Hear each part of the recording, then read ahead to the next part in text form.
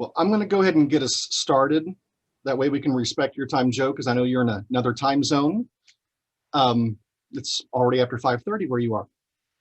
So my name is David Burton, and I'm the Vice President for the Oklahoma Council for the Social Studies.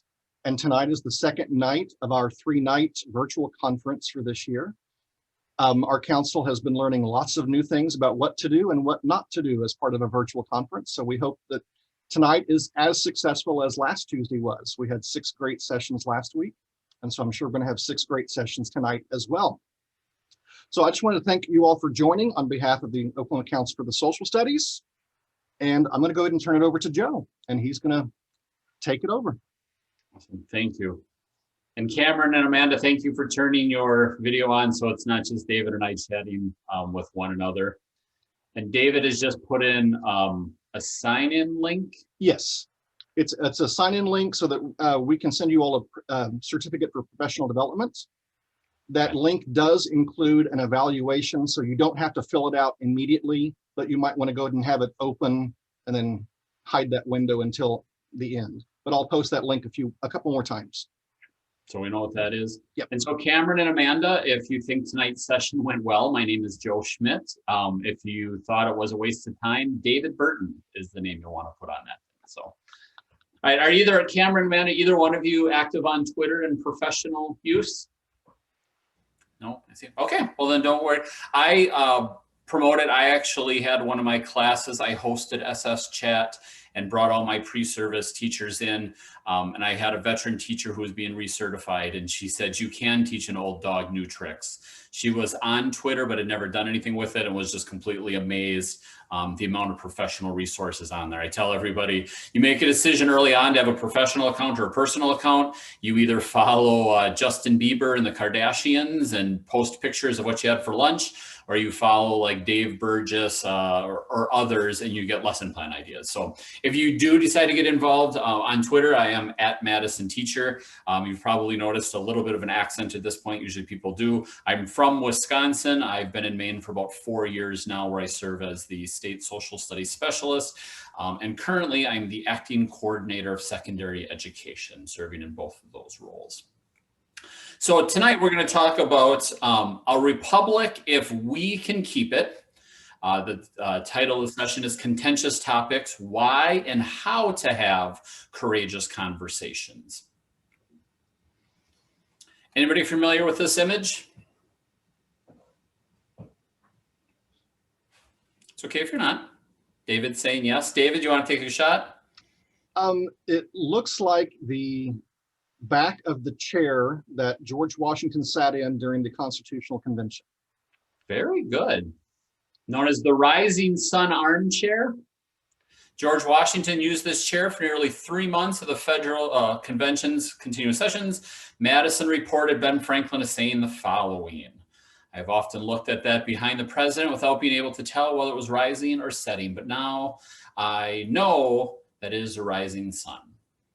And I've thought about this as an analogy because there has been a rush. This probably won't surprise you. I was actually interviewed for a podcast last week about contentious topics, wrote a press release for the Maine Department of Education around contentious topics.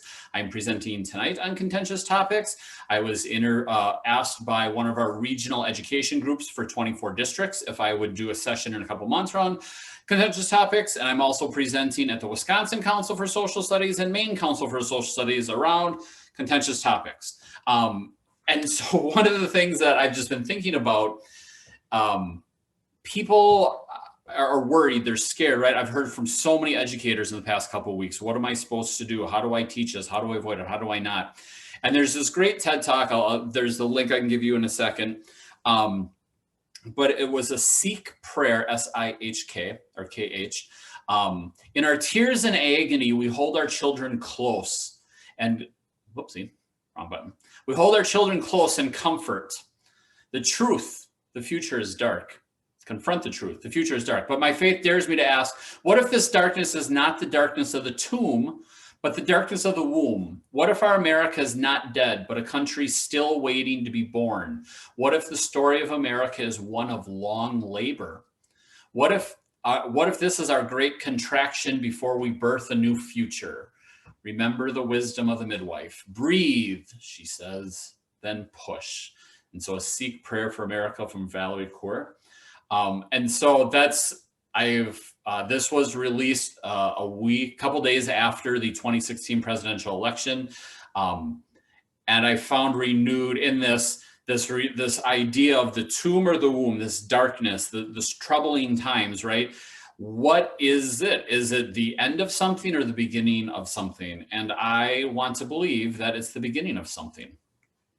So our objectives tonight in this rebirth out of the darkness is we are going to get a little uncomfortable. That's how we're going to start off. What better way to do a webinar than to be really uncomfortable and wondering why you're here?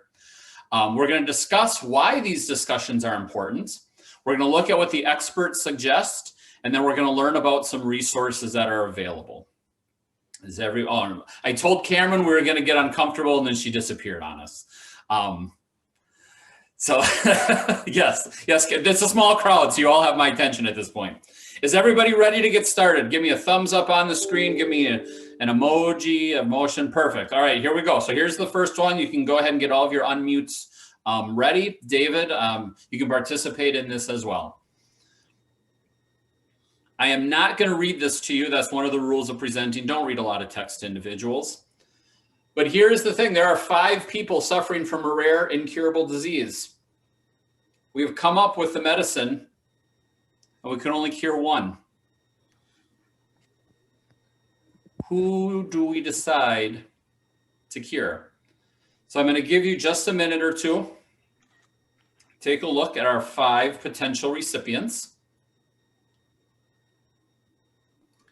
Be ready to share with the group who you believe should get the medicine and why.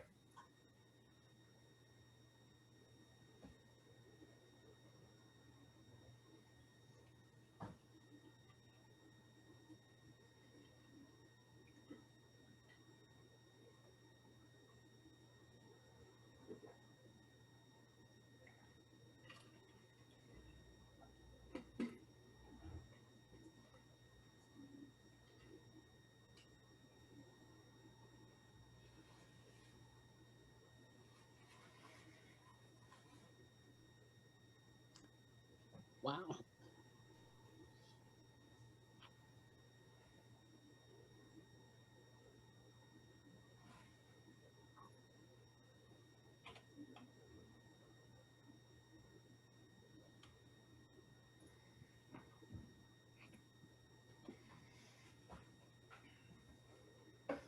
I just noticed there was a typo in the middle of that, but it wasn't my fault. It's a screen share. Does anybody need more time in reading? I know that this is fast, but our time is going to fly by. I see shaking heads. All right, I'm going to randomly point. Steve, I don't know, Steve, that's the name that you have on. I don't know if that's.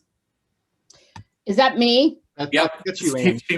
That is me. I'm actually Ann, but it always comes up as Steve. So that's a long story why. But anyway, so who would I pick to save? Yep, and why? Holy schmoly. I don't like my choices because there's no one I see to eliminate, really, and no reason to eliminate. So maybe I draw, whoever draws the short straw gets to be saved or something. I don't know.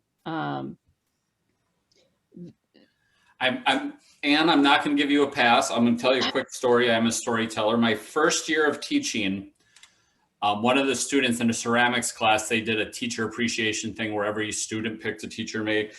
And mine was, it's a Mr. Schmidt hat. And one of my quotes that was on there, because I said it all the time, was have an opinion, take a side. There isn't, and you alluded to it, right? There is not a right answer. I will give you the cheat code. There is not a right answer. Well, I'm going to go then with number 3 with the 36-year-old male who's the millionaire, because if he gives money to build this clinic, the potential to save more life is very great. Okay. Cameron, who do you pick? That was what I was leaning towards. But also for really like tugs on my heartstrings.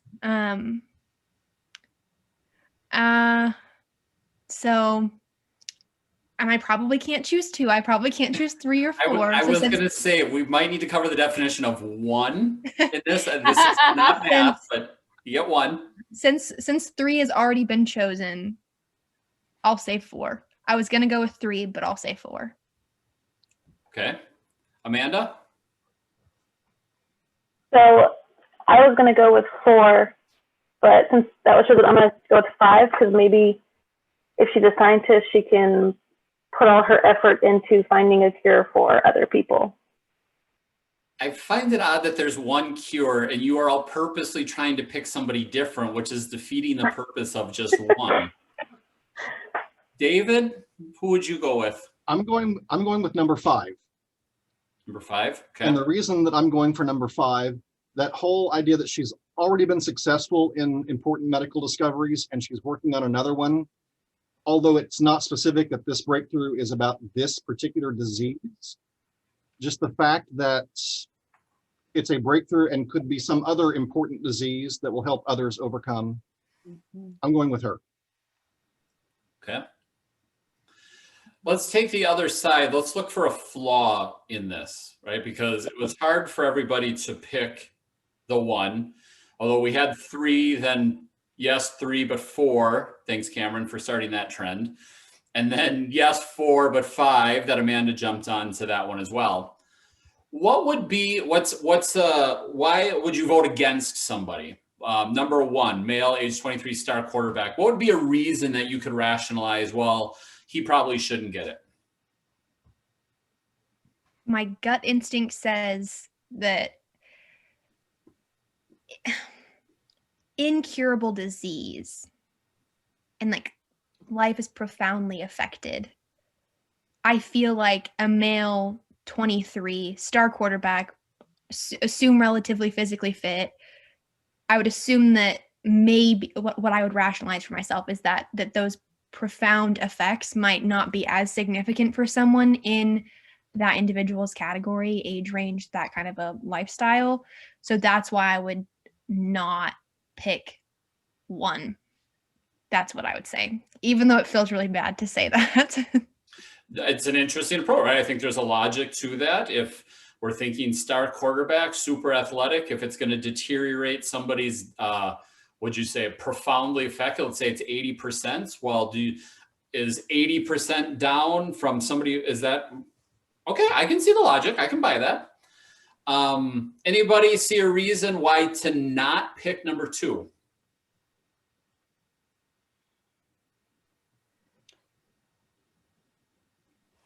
Only because she's young and at this point hasn't done anything to really contribute to, advancing the world or whatever, or some cause or medicine or anything. On the other hand, she may be, a brilliant genius and maybe the person who could cure the disease if she went on to college. So, I don't know. Okay. Number 3, anybody see any issue with number 3? Yeah, just that the rich always seem to get away with everything and get everything. Yeah, that's where I was going. That whole idea of the elites winning at every chance. Yeah. Okay. Yeah. Number 4? Oh my God.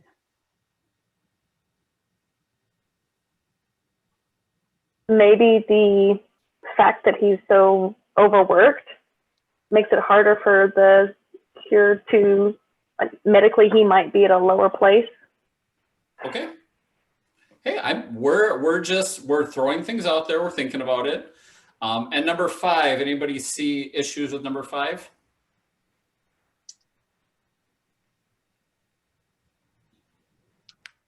I think I would say, and this is kind of alluded at, you don't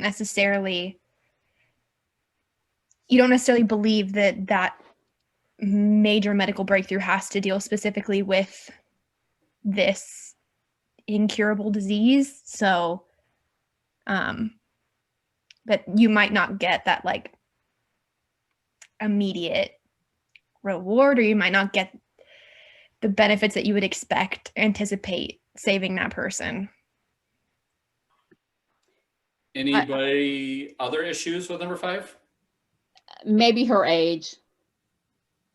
Let's face it, those of us who are old geezers get kicked out of things a lot of times because you could look at that and say, look, her life is half over and more than half over, and she's not going to have much more time to contribute back to society. She's the counter to the 15-year-old. Remember, I said our goal was to be uncomfortable, and I won't remember, or I won't remind, although we can go back to the tape if need be. We did have somebody making the case for why the 15-year-old was not the one, right? But this is the thing. I don't remember who said it. Was it Anne right at the beginning, right? Like, there's reasons for all 5, right? So that's one way to look at it. So then I flipped it. Well, let's go case by case. What's the reason not to? Right? To have those, okay, well, what don't we, right? Nobody wants to say that 15-year-old female, only child, she's sweet, she doesn't deserve to live. But if we're only going to pick one, then we do have to, in the end, say 4 of them aren't getting the medicine, right? So there's different ways to approach it. So now that we're good and uncomfortable, we've achieved that first part. We kind of talked about this again. If this was a breakout session, we'd come back in and talk about it a little bit more. But so we know what we decided, some of those disagreements. Could you see your students having troubles accepting a final answer with this? Yeah, absolutely. And why so, Anne? Well, anything that's involving some kind of a moral dilemma like this, and the idea that somebody's making a judgment about whether or not somebody's going to live or die, is something that makes kids very uncomfortable. And I can see where they each, for different reasons, would have sympathies with different ones of them.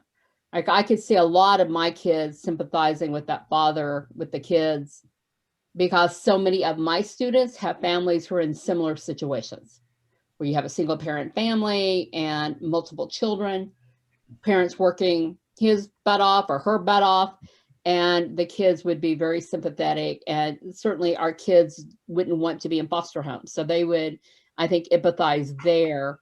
I think my kids would toss out the female scientists, and they'd either go with that parent, they might go with the millionaire because they might see some potential there. Let's see, I was thinking that some of the students might support keeping the female scientist because she might be near the age of some of their grandparents. And so just that idea of tossing grandma to the side. Yeah, maybe. Yeah. I think they'll be uncomfortable making a decision. I agree with that. Yeah, absolutely. Well, there was a reason why I had to say over and over again, pick a side, make it, pick choice. Like, this isn't really, a final decision. It's a hypothetical, but you're right, kids are going to struggle with this. And I think part of it is making sure, like, we get to a point where it's about defending a position, right? Cameron said, well, it's really tugging at my heartstrings, number 4, right? Like, okay, so let's acknowledge those. But then what this really is claims, evidence, reasoning. My claim is that person X should be the person. My evidence is this, and so then my rationale, right? And we were all doing it. Well, they're working on a medical breakthrough, so it could be this. There might have this. It's a star quarterback whose body will probably potentially react better to the, right? Where that's what we're naturally doing, and that's what we just need to take kids along the path. That's the type of thing we need to structure in this last part. What would you do to support this type of discussion? Really think about it through that claims, evidence, reasoning lens. Is it okay to have it tug at your heartstrings? Absolutely. Right? We're human beings. Of course it is. That can't be the end all be all. Right? That's how I feel. Okay, well, tell me more. I just feel that's the right answer, right? If it's multiple choice and you feel like the answer is C, you can get away with that. But in a lot of these discussions, it's more than how we feel. So I want to make a point I titled this Contentious Conversations. I'm a big fan of Dr. Diana Hess. Currently, she's the Dean of Education at the University of Wisconsin. And her book from 2008, I believe, is called Controversy in the Classroom. And I am a big fan and do a lot of that. And we'll talk about why we should talk about controversy. This past summer, this past year, I deliberately have made the shift and push on others to use the word contentious because of the events of George Floyd and Black Lives Matter in the summer, and then also reflecting back to other key events and ideas. Somebody had said to me, we were talking about the implications of Supreme Court justices and picks, and this is somebody who identified as LGBTQ, and they told me the Supreme Court is never going to make a decision that impacts your life, right? Because of where I sit on the privilege wheels. When you're talking about a lot of these topics, you are talking about people's identities. And so when we start talking about the controversy around George Floyd and some of that stuff, I'm like, wait a minute, what is the message we're sending if we say, okay, we're going to address the controversy of this? Then I think back to teaching a sociology class pre-Supreme Court decision around same-sex marriage and having a couple in a small conservative rural town, the only open LGBTQ2 girl couple, talking about their experience for 5 days. We talked for 5 days because it was such a rich conversation. And I'm thinking back, man, what would be the message that I was sending them if I said, okay, let's discuss the controversy of same-sex marriage, right? It's contentious. I'm not going to debate that at all. But I like the idea of the contentious conversation instead of controversial, because I think when we deem something controversial, we're taking a side, regardless of which side we're taking or what's on, right? Well, let's discuss the controversy around Black Lives Matter. If you're thinking it's controversial, I think that's taking a side. If you're saying, well, let's discuss the controversy around Second Amendment gun rights. Are you saying that because you agree or disagree, right? And so I think to keep in mind that some of these discussions really do hit at the heart of who people are as human beings, I now do not use the word controversial. And so that's why this is called contentious. But there's my bridge into Diana's book where she uses the word controversy. Again, this is 2008, and I won't read you the quote. But one of the things that stands out to me, and I quote it so often, I say I can see the screen in my head. It's page 6. I don't need the citation anymore. That it is, if schools are not engaging in these conversations, that we're abdicating our responsibility.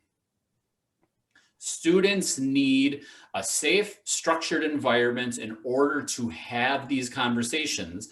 Otherwise, they leave school, go out into the quote unquote real world without practicing the skills. And I think we're getting a view of what that looks like today with people who are not practicing these skills, who have not practiced these skills. So it's not easy. I'm not saying what's everybody's problem, why aren't you doing this? I'm saying that we have to address it. We have to look at it and do something about it. Brooke Gladstone, her book is the Trouble with Reality. And I love this quote. Part of the problem stems from the fact that facts, even a lot of facts, do not constitute reality. Reality is what forms after we filter, arrange, and prioritize those facts, and my favorite part, marinate them in our values and traditions. Reality is personal. What I used to say that I think Brooke says a lot better is we can agree on facts, but we each have our own truth. Right? July 4th, 1776. Fact. Most important day in American history, that's somebody's truth. George Washington, first president of the United States. Fact. Best president? Truth. Right? Because, I mean, we all know the answer is Millard Fillmore. And somebody's like, there's somebody, at least one person believes it is Millard Fillmore. I'm like, I'm sure there's at least one person. Right? We have these series of facts, but we come to these facts with our life experience. And we have to decide. And so that's where we have to pull kids into, right? It's not these series of facts, but it's having to deal with our own truths and other people's truths. And what does that mean for each other? And can we deal with that? So who cares, right? What's the big deal? So we all have our own truth. No big deal if somebody thinks Millard Fillmore is the greatest president ever, whatever. I mean, doesn't change anything. It doesn't change George Washington was the first president. Doesn't change that President Trump is the 45th. None of that changes depending on, you know, who we think is the best president. But the importance of it is in 2013, Kageshwama Ginsburg took the 2010 data and she went through all the scores, and the indicator that she found that raised test scores across every race, gender, socioeconomic status, everything, was how often students debated. Students who debated more than once a month scored higher on tests, on the NAEP, the national exam. It was the only indicator that she could find. I saw her in Austin at NCSS the last time we kind of were out in the real world again. And we were talking about this. And I said, do you know I still cite that? And it's getting old. Are you going to redo it? And she said, I hadn't thought about that. But she says it's very expensive to purchase all of that data from NAEP to redo it. But thinking about how she can do it differently to see, does this still hold true? Almost 10 years later.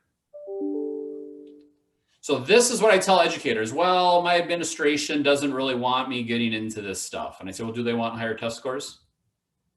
Right? And I hate to boil it down to that, but that's what the evidence says. That's what the data tells us.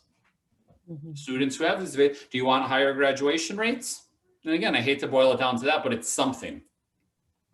So if we know that it's beneficial and we know that it's helpful, we know these things. So what's the problem with this? Well, teachers aren't sure what they're supposed to be doing because there is legal implications in all of this. Again, I won't read you all of this. I've underlined some of the pieces. As an educator, you must deliver the curriculum without attempting to indoctrinate students. So it doesn't matter what your personal belief is. You still have that obligation to deliver the curriculum, and it's not an opportunity to inculcate. This is X, this is Y, here's the information. The school district has the right and responsibility to set that curriculum. District can legally tell the teachers what needs to be taught. That varies. You see, while many districts give teachers the latitude to select, if teachers violate these rules, they may be subject to discipline. So this is why people are like, okay, so Joe, this is why I don't do it. I don't want to get in trouble. But really, if you look at state standards, if you look at curriculum and standards are not written with do not have any discussions about any controversial piece. It does not say debate, or it does not say avoid all debates. It does not say, right? So it's just, we get a little worried because sometimes these contentious topics, students are going to say things that we don't agree with, which is tough. We may have to counterbalance in classrooms, right? I've been in those classrooms where one side was clearly winning. So I'm over here saying, yeah, but what about, right? And I don't agree with it. That's not the best feeling. We know that regardless of what we do, the community has a view to it. I had two conversations with districts just last week. And because of that, right? The community doesn't like that we had a teacher talking about this.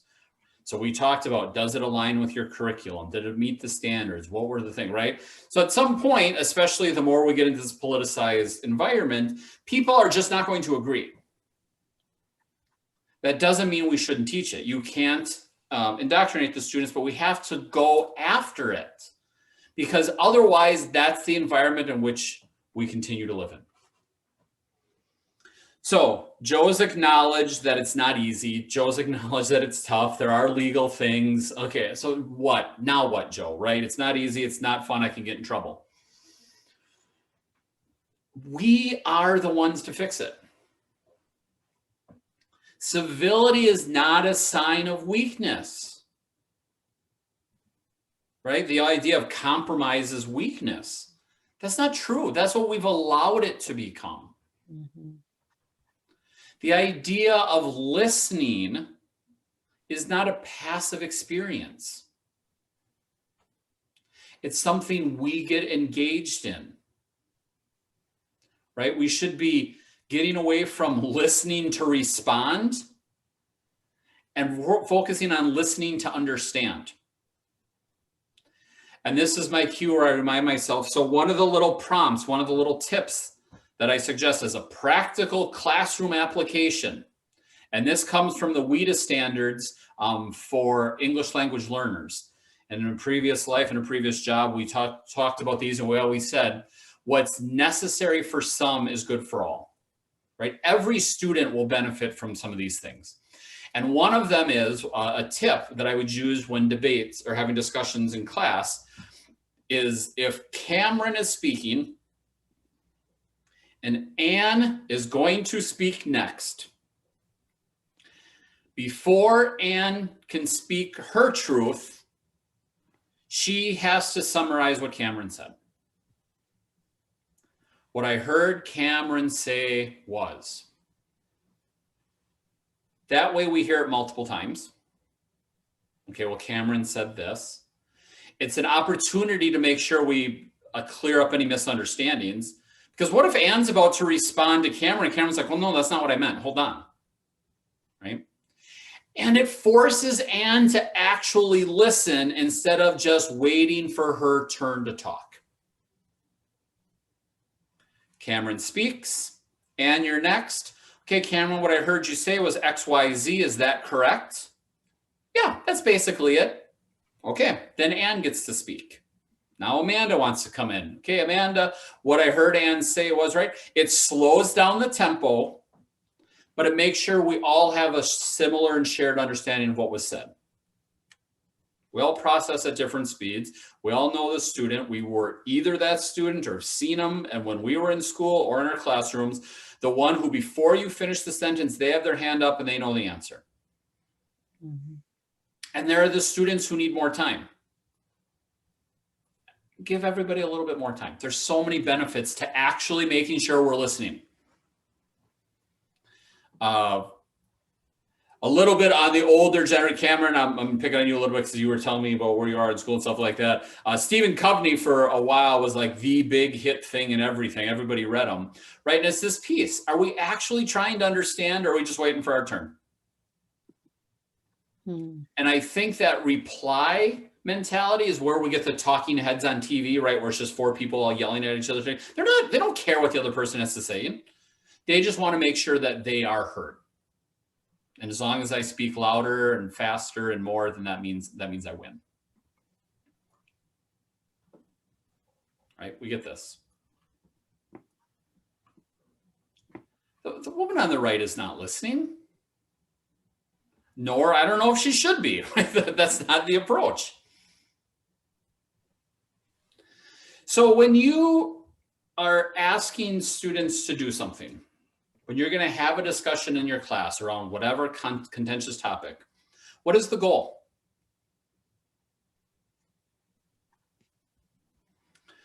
Last month, yeah, time's fly by. I was on Maine Public Radio. They have a daily show called Maine Calling, and it was about civic education. And a couple of my colleagues were giving me a hard time because they listened and this, that, and the other thing. But one of the things that I said, not even really paying attention, because that's how I tend to think and talk sometimes.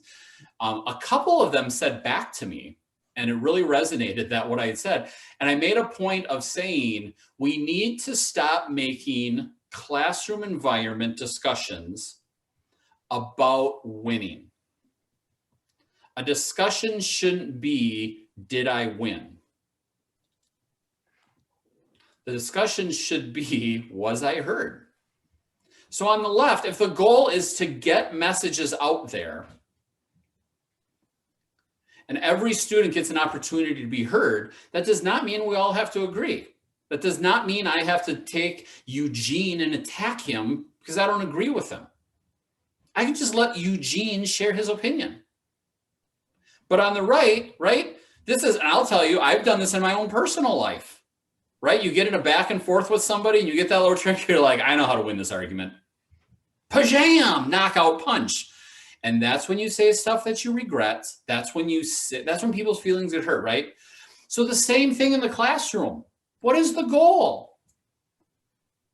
If you want your students to engage in civil discourse where they're heard, then we have to make sure we're modeling that, reflecting that, and setting up that expectation. It shouldn't be, nice point, Amanda, your team wins. Haha, yes. In a good, thoughtful discussion, everybody should walk away smarter. Not one side or the other one. Mhm. So I do have a website and a blog, and this is me quoting myself, and there's the link. You will get the link to all of this on the website at the end. But when I wrote about courageous conversations about contentious topics, and I said, if we don't actively engage students in contentious conversations that our society is currently struggling with, what type of citizens are we preparing them to be? And if we as educators are not going to be the ones to prepare those students to be citizens, then who is? And if we're not going to start doing that now, when are we? Oh, no, I can't think of his name. I'll come with that.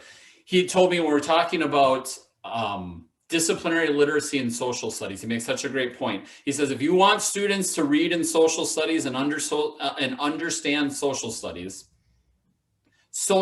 teachers have to do it. We cannot expect ELA teachers to get our students ready to read in social studies. And so as social studies teachers, so paraphrasing him, if we want our students to be good citizens, we have to do it.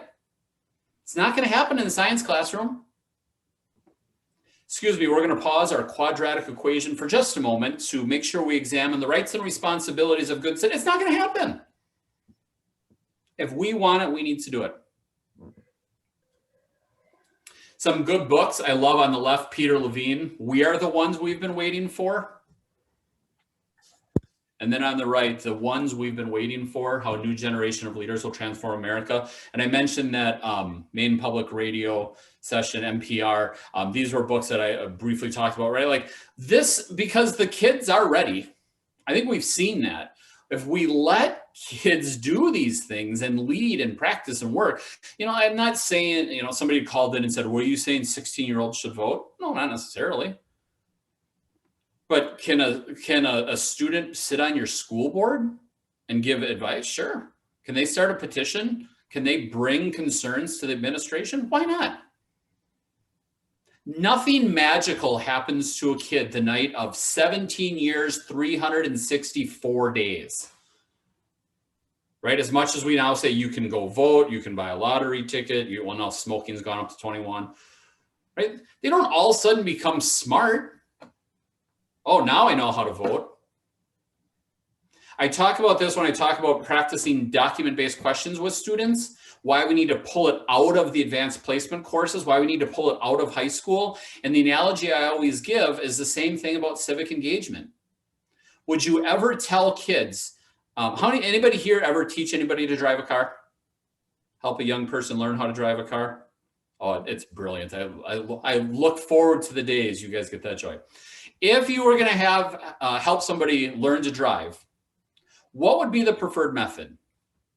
A, let them ride in a car, see a car, touch a car, sit in a car seat, sit on your lap, drive slowly in a contained parking lot, start on small towns, back roads, no traffic, parallel park where there's no other cars around. Or on their 16th birthday, give them the license and keys to a Ferrari and tell them to go get them. Right? We wouldn't do that with driving. We tend to do it a little bit with document-based questions and AP style learning. Well, you're not ready for that. You'll get there. No, you get there by practicing. You get there by doing it. You want kids to be smart and capable voters at 18? Let them participate in something when they're 17, 16, 15, 14. But they're not all going to agree. Because it is contentious. So then what do you start them with, right? Because the same thing, I wouldn't give them the keys to a Ferrari to start. I'm not going to walk into class on the first day and say, hello, class, welcome. Here we go. Today's topic, abortion. Get it, right? You wouldn't, no, don't. Absolutely not. But if you know you're going to talk about same-sex marriage, abortion, I'm trying to think, right? Guns, right? Some of the most controversial, contentious things in our society right now. Then you have to start at the beginning. Why? Class, because it's a very good place to start. Julie Andrews. That starts with a classroom environment. Do you have a supportive classroom environment? Are you set up where students feel like they can speak and talk and share? Facing History and Ourselves has resources for fostering civil discourse. They have classroom contracts. The Morningside Center for Teaching Social Responsibility, they've got a bulleted list. They've got lesson plans. From day one, respectful, supportive tone, prepare yourselves, make these connections. Set up a classroom contract. But it's a two-way street, right? If you're going to expect them to behave, be young adults, be many people who you also then have to treat them that way. It's not a contract only on the days in which we have discussions. You know, one of the things that I remember being a young teacher or a newer teacher and somebody like bringing up like such a good point, like the idea of permission to go to the bathroom.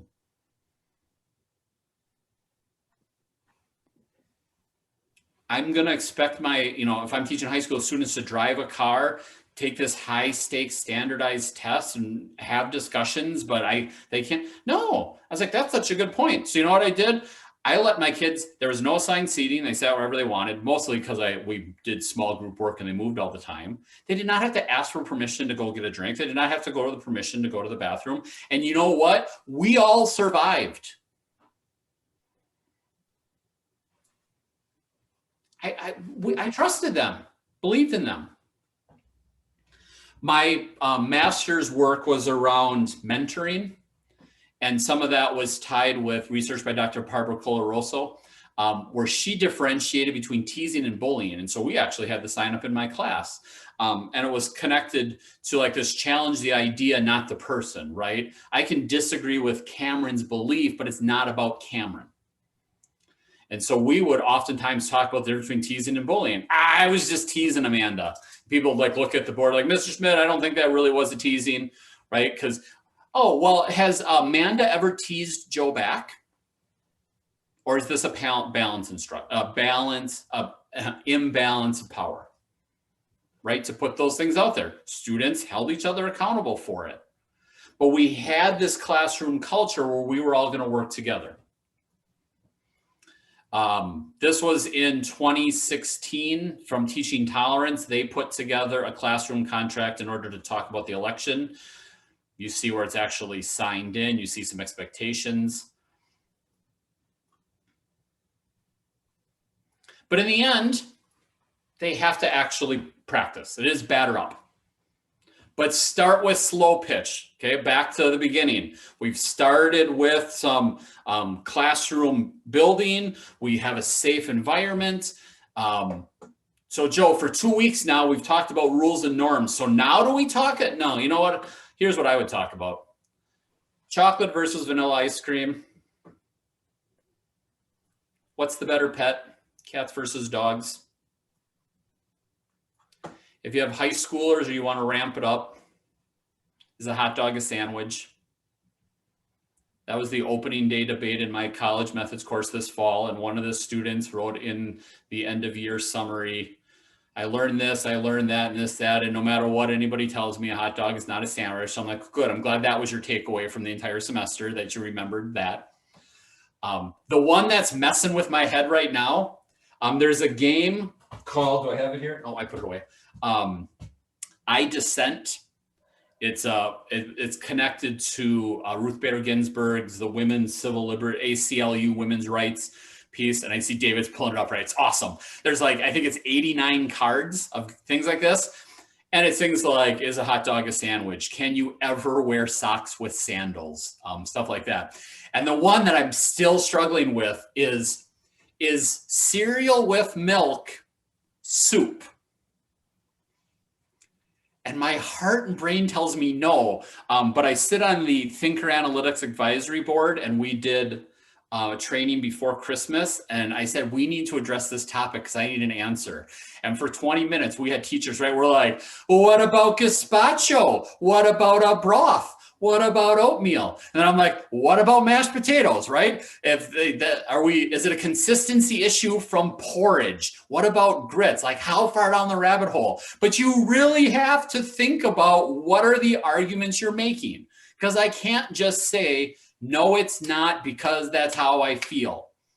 And what's frustrating me is I really can't put together a good argument that says it's not, even though deep down inside I feel like it isn't. So these are discussions that you can have. Yes, David, perfect. Thank you for pulling that up. There's you put discussions out there, you vote, you try to earn points. There's an I dissent card where you can try to overrule, but it's just a series of questions like that. Is middle school or high school more fun? Would you rather have bad breath or bad body odor, right? So you have to take a stance, stuff like that. Mm-hmm. Then when you start to get into some of this stuff, when you get a little bit deeper. So here's Diana Hess. Her follow-up book was called The Political Classroom. And she talks about whether or not to be having controversial issues in the classroom, how to get talking about political topics. And one of the things that they really talk about is a structured academic controversy. And I love a SAC, S-A-C, Structured Academic Controversy. If you have not done one, I encourage you to take a look. Stanford History Education Group, SHEG, has a bunch of free online ones. If you do a search, you'll find them. There's the one when we do the full day workshops, I do Was Abraham Lincoln a Racist? And we read through the speeches. And the key to it is the structure, the timing, 2 minutes, yes. The no side, repeat back what you heard. It's not a back and forth. Ann tells me, yes, Abraham Lincoln is a racist for 2 minutes. Then I repeat back what I heard Ann say was. Then when my turn to say no, I don't go after Ann. I'm just giving my case. It's not a rebuttal. I give my no. Ann says, what I think you heard say is this. And you can structure out all sorts of different ways. I can show you at the end if people want to know more information. Paula McAvoy, who is the co-author of The Political Classroom with Diana Hess, she did a webinar with me around how to do structured academic controversies. I have one with Paula Hess around teaching controversy in the classroom. I can give you links to those as well if you want to go a little bit deeper. But just think about the structures in place, right? Again, it's not just now it's time to talk about this really contentious issue and go. It's a structure. That's the key to that. And you can do it for just about anything, right? Like you can help support the pieces. So one of the big things in the structured academic controversy is you give students the resources to work with. So you can go to procon.org. They have all things like this: gun rights, should we legalize marijuana, same-sex marriage. Although maybe I should update it. I'm trying to think what the question would be because the Supreme Court's already ruled on that. Death penalty, immigration, healthcare, etc. You can have these discussions because you know why? Arguments are good. I mentioned Thinker Analytics. I give you the links in here, and again, you'll get this to the homepage. But I love their argument maps and puzzles. And I already gave you the full disclosure earlier that I sit on their advisory board. But what I love about this is there's different ways. So let's talk about, should we defund the police? Let's say yes, we should defund the police. This is a map. This is an argument map. And so you see how it starts to track. So we need to find, okay, if we're pro defund the police, we need to the United States should defund the police. There's our big statement. Why? Because police in the United States is fundamentally racist. Why is that? Stop and frisk is in more programs like that. And so you just start to pull You have to pull the argument together, and then you can check it, and it tells you what's right or wrong. But it's the idea, if you really go through again, and I can give you a webinar in this as well, and I know I'm going super fast, but it's not about avoiding the argument. What I love about there is there's a structure in place. You can have students do an argument map before they even come in. They can show it to you. David, why are you making that argument? You have no evidence in your argument chain. Well, my parents said, or I saw online. Right, and you found no evidence. So it's a way to check in. You could. But I saw that meme on social media. It must be true. Everything online, I saw it. You can have a small group of students. You can do a fishbowl and have the other students just track the argument. Can they see the connections? Because the thing about an argument map is what are actually the connections between the argument versus just arguing. When I first saw them present, it was the idea that we talk past one another. And the example he gives us is Tom Brady the greatest quarterback of all time? And he's not from the Boston area where I saw him present. So he says, no, it's not. And he says, well, my friends say Tom Brady has more Super Bowl championships than any other quarterback. And he says, aha. So the heart of the question, the debate is, does winning the most Super Bowls make you the greatest? That's the debate. Because if you can answer that question, then you have your answer. But he says, what happens?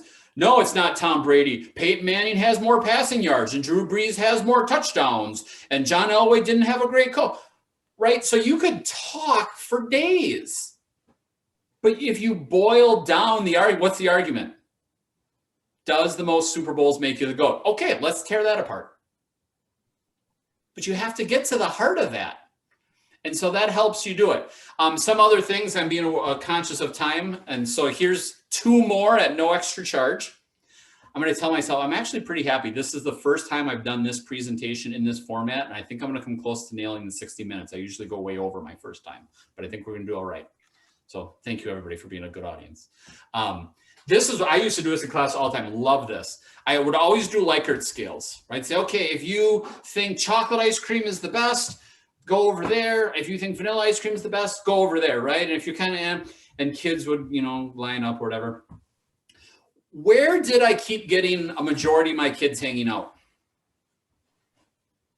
Right in the middle. Right in the middle. Mm-hmm. And why do you think they hung out right in the middle? I don't know. I mean, they don't like to take extremist positions. They think they're going to get called out, and they're going to get called out on it if they take extremist positions. And when you say called out, what do you mean? I mean, like others in the class or the teacher is going to, you know, make them justify their position. Yep. And if you're in the middle and it's like everyone kind of wants to fly to the middle, you feel like you won't be the one called out in front of everyone else. You won't have to actually say anything. And then anything you say, everyone can kind of agree with because you're right in the middle. Absolutely, right? So I saw it happen over and over again. Okay, well, let's split the class here. You guys over there, you guys over there. Okay, Amanda, tell me why it's chocolate ice cream. I don't know, Mr. Schmidt, actually, I was just really in the middle. I really don't care. Right, so now I don't have to respond. I didn't pick this side, I picked the middle. So here's what I did to get away from that. Fine, if you don't want to pick a side, because right, there's always kids who rush to one side or the other. They're ready to fight over it. Right. Okay, chocolate, great, you over there. Vanilla, great, over here. Miss Smith, we really don't care. Okay, great, you guys are my jury. Chocolate, you get ready to tell us why chocolate's the best tomorrow. Vanilla, you get ready to tell us why vanilla's the best tomorrow. Jury in the middle, you need to come prepared with a question to ask both sides. And what I assessed them on was their questions then. Did they actually have a legitimate question? Claims, evidence, reasoning. Because then when it's your turn, Cameron, you're in the jury. Ask your question. Well, please, chocolate, please tell me why you think this is, I like having, I don't know, whipped cream and cherry on my, you know, whatever.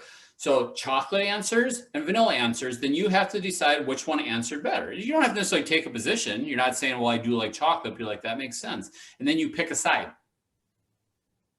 Right? So then when you're over there, you can contribute more, but you're not necessarily, you know, stuck to that side. Guess what happens to the number of kids in the middle? It goes down. Okay. You still get ones, which is fine, right? It's a nice piece. But you do get less of them hanging out because they know then all the debate was, it was not a free-for-all back and forth. It was, all right, and our jury today is David, Amanda, Cameron, Ann, and Eugene, and Amy. All right, Amy, go ahead. First question. You are going to get the spotlight. So less kids went to the middle, which there's always its own problems. But one other way I would do this is I called it a 5-3-1, completely uninventive term. They would have to come in with their note card. So if they were saying that puppies make better pets than cats, they had to come up with 5 reasons why that was true, 3 things the kitten side is going to say, and 1 question that you think the kitten side is going to ask you. Okay, 5 for your side, 3 for the other, and what's the question they might ask you? And then at the drop of a hat, I would make everybody switch sides. Well, I don't agree with cats being the best. I don't care if you agree with it. I don't know what to say. Yes, you do. It's on your note card. You have 3 things that they might say and a question to ask. They're happy to argue the side they believe in. But you know, the research shows the more you defend a position, the more ingrained it becomes. So let's just have kids defend positions they don't care anything about. So they came prepared. And then they eventually catch on to that a little bit, right? But you can play it. And so I started to do these sorting cards. If you're a Harry Potter fan, there's the sorting hat. And I'll give you the link to these, or the link to these in here. What they are is they're just note cards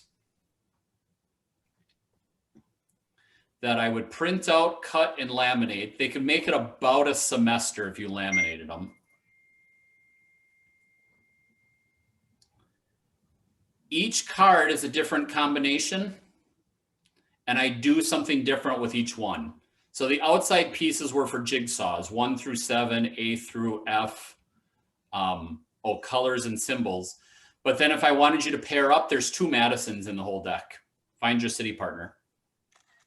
There's 4 Wisconsins. Find your state partner. So I would do a 1, 2, 4. Write what you think.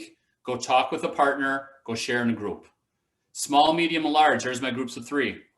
Smalls, you're saying that a hot dog is a sandwich. Medium, you're saying a hot dog isn't a sandwich. Large, you're the jury. Right? I could assign out those type of things. Mm-hmm.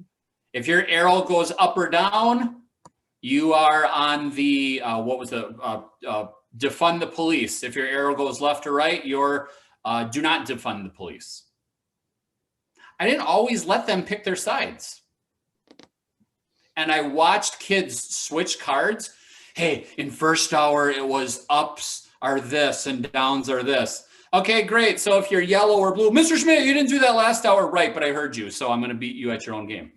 And so the cards just are a different combination. And so it's set up and kids would walk in. That's why I didn't have a seating chart.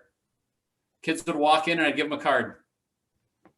All right, is everybody here? Who are we missing? I have 2 cards left. Who are we missing? Cameron's not here. Eugene's not here. Great, attendance. Okay, go find your city partners. Go sit in your color groups. Go find your letter groups. Go find your odds and even, whatever it was. We just moved all the time. But it was another way to get them involved in something without, it's not defining them. They're not having to hold on to it tooth and nail because otherwise, if they're wrong, they lose, right? We need to get away from that idea. It's not about winning or losing. It's not about somebody's identity being right or wrong. It's a civility. It's a skill that we need to practice. So that means we have to give them a chance. We have to do it. Like anything else, students need practice to get better at skill of making reasoned arguments. It truly had to come down to, it didn't matter what you were saying in terms of which side. Claims, evidence, reasoning. David, did you bring in your 5-3-1 card? Did you identify all the proofs? Did you ask a question appropriately? When you were the jury in the middle, Amanda, did you hear both sides and pick a side and clearly articulate which one? Cameron, we did the structured academic controversy. Did you clearly articulate your evidence and hear back and listen and write? That's it. I'll apply that to any topic, any conversation. The norms that we built in the classroom at the beginning allow any conversation to be talked about. And then these are the structures in which we went through them. So there's some more resources. Their lesson plans helped to get you into that. because this is probably my favorite quote. When I was allowed to have fun quotes in my emails, this was one I'd always come back to, because if you want to make a difference, you can. If we are unhappy with the current situation of civil discourse right now, we can make a difference. Take our classrooms, go find some peers, get a network. Do not abdicate our responsibility. So there's more resources there, from teaching tolerance, from facing history in ourselves. Here's a series of other links to help support this type of conversations. That's me, where you can get a hold of me by email. The easiest place to get a hold of me, really, but nobody here is on Twitter, is on Twitter. There's the link to my website, and you can see, you can go back. I've linked in the Contentious conversations, because if you go to that blog, I've organized, here's all of the best. And tell you what, I know that you're like, Joe, I was just writing that down. You're an awful presenter. I hear you. I agree with you. No one's going to argue. Let me open this one up first. So I'll come back down to here. I will put this in the chat as well. Oh, of course, it's not coming. So if you come in here, this talks about some of my story, this, that. You know, it's like a recipe when you go online and the people have to tell you like the 7 paragraphs about why the Thanksgiving dinner and, you know, the winter of 2012. You can skip it, go right down to here. So here's other presentations that I've had about democracy is noisy. These are the webinars, Dr. Diana Hess, I saw Paul McAvoy, Dr. Wayne Journal. He's the author of Unpacking Fake News. So he gets into these things. These are all presentations you can look at, webinars if you want to find information. More from Diana Hess, more from Illinois Civics, structured academic controversy resources. But then here, building a classroom community. How do you build the supports for these conversations? What are tools for these type of discussions? So they're all in there in one spot. But I will put this back up. David, I apologize. I'm 4 minutes over, but I'm going to say that we started 4 minutes late. That's my excuse. HTTP. Does anybody have any questions for me? You got my vote. Thanks, thanks, Eugene. Oh, this is great. Contentious, did I spell that right? 2021. Let me make sure that actually works. Perfect. Okay. So you have access to Joe's presentation, and then there's also the link that I've posted a few times for signing in for your professional development certificate. Please do sign in and help give an evaluation.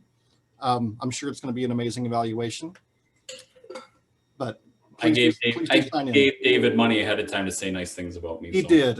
Nice. Yeah, he sent it through the Cash App, and I've already got it deposited into my bank account, so he can't take it back. And I will say, since Eugene brought it up, because you probably caught my website is around, if you are an NCSS member and have not yet voted, voting closes, I think, on Thursday or Friday. I am running for the NCSS Board of Directors. And so I'm not, I probably shouldn't say this out loud. I say I'm not above buying votes. But if you haven't voted, I would love to talk to you about your vote. Eugene's a huge fan. And I can tell my boss is now working on something because I'm getting all sorts of, she's back after her dinner break working. Any questions? Anything I can help anybody with? Nope. Nope. Thank you. Thank you for your time and your expertise. Absolutely. Happy to help.